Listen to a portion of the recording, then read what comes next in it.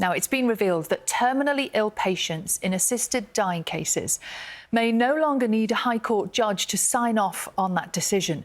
The change is being suggested by supporters of the Assisted Dying Bill, which passed its first stage in Parliament in November. And let's just remind ourselves what it would do. The proposed law says anyone wishing to medically end their own life must be terminally ill and expected to die within 6 months. They must sign 2 separate declarations saying that they're of sound mind and that they wish to die.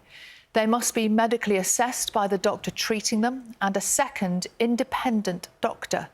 And finally, it says a High Court judge must check each person is eligible and hasn't been coerced.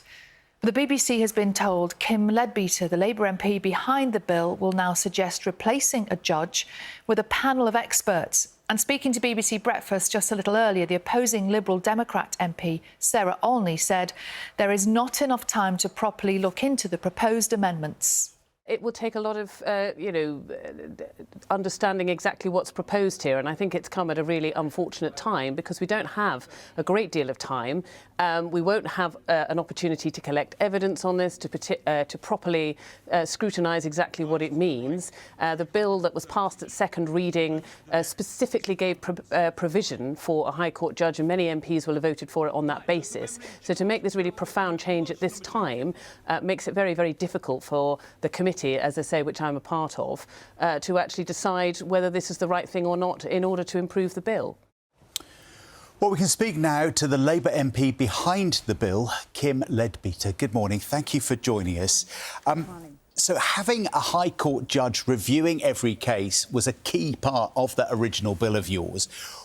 Very simply, why are you now suggesting not having a judge and having a panel of experts instead? Well, there will be a judge. The judge will run the Assisted Dying Commission. But what we've done over the last couple of weeks is hear evidence from lots of different experts.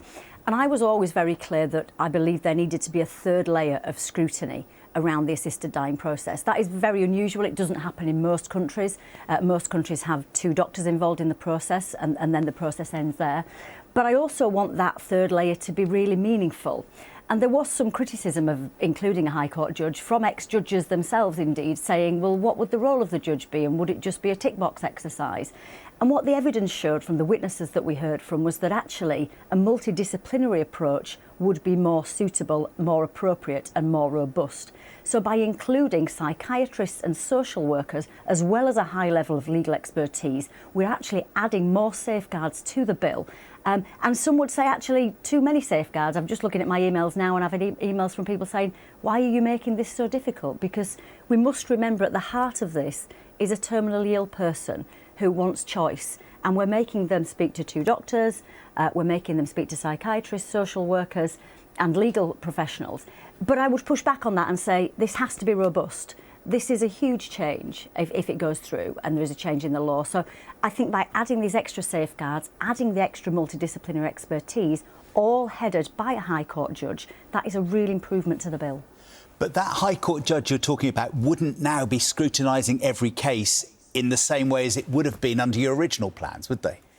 Well, the idea would be you would not have one person scrutinising every case, you would have 3 experts scrutinising every case, and they would be experts in the 2 key issues that keep coming up in this debate, the issue of assessing capacity and the issue of checking for coercion. And, you know, the evidence that was given by the Association of Palliative Care Social Workers was very clear. They want to be involved in this process because that's what they do. They are working with dying patients all the time. They are around them. They are looking for signs of coercion, which can often be very subtle. Psychiatrists are highly trained in assessing for capacity. So by adding that extra expertise, I can only see that this is a strengthening of the bill. And we've also got to remember this law is trying to fix a problem that exists in that at the moment nobody is checking for coercion or assessing capacity in terminally ill people who are in some cases taking their own lives, in some cases going to a different country, Switzerland, for an assisted death.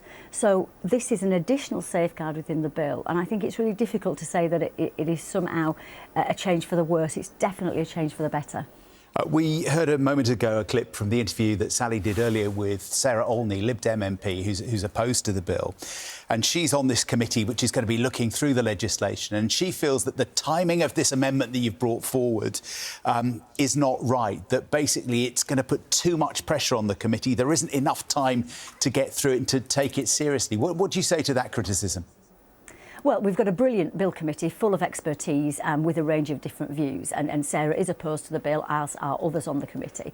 But I wanted to have opponents of the bill on the committee to be part of this really robust process.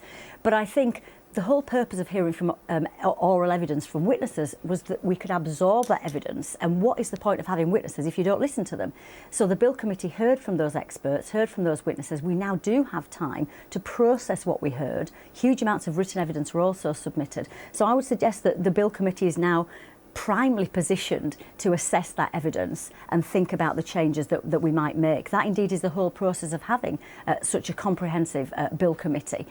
So I think there is a huge amount of work to do. I don't underestimate that, but we've heard from those witnesses. We can't ignore what we've heard, and we've got a duty to put changes into the bill on the back of that really robust evidence.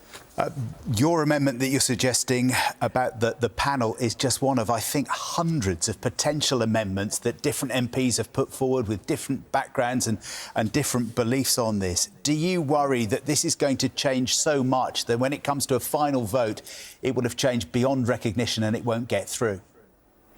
No, I don't think that's the case at all. I mean, some people were critical, saying that there would be no changes to the bill in bill committee, and actually quite the opposite is happening. I've always been very open-minded to amending the bill where colleagues feel is necessary. So I welcome the fact that different MPs with different views have put in different amendments.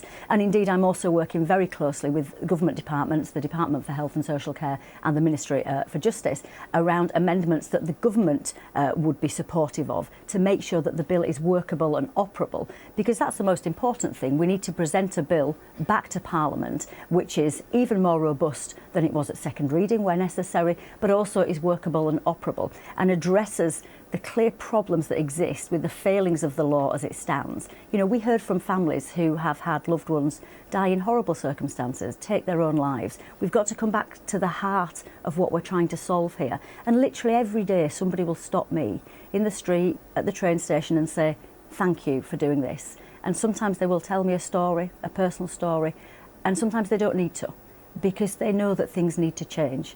And we need to give dying people the autonomy, the dignity and the choice that this change in the law would provide. Kim Leadbeater, MP, thank you for joining us from Westminster. Thank you.